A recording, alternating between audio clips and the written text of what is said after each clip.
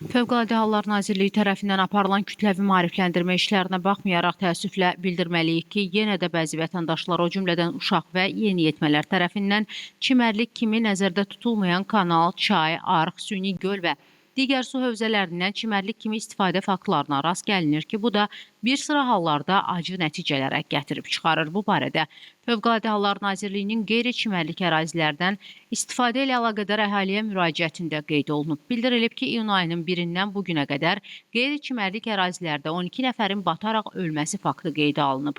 Nəzərə alınmalıdır ki, çimərlik üçün nəzərdə tutulmayan kanal, arx, çay, göl və digər su hövzələrinin təhlükəli sualtı relyefə, sürətli axına, qeyri-müəyyən dərinliyə, məhdud görüntü və digər təhlükəli xüsusiyyətlərə malik olması həmin hövzələrdən yayda sərinləmək məqsədi ilə istifadə zamanı həyatı və sağlamlıq üçün ciddi təhlükə yaradır. Qeyd olunanlarla bağlı Fövqəladə Hallar Nazirliyi bir daha əhaliyə, xüsusilə valideynlərə müraciət edərək uşaq və yeniyetmələri nəzarətsiz qoymamağa, müvafiq təhlükəsizlik qaydalarına ciddi əməl etməyə və çimərlik kimi nəzərdə tutulmayan su hövzələrindən istifadə etməməyə çağırır deyə müraciətdə vurğulanıb.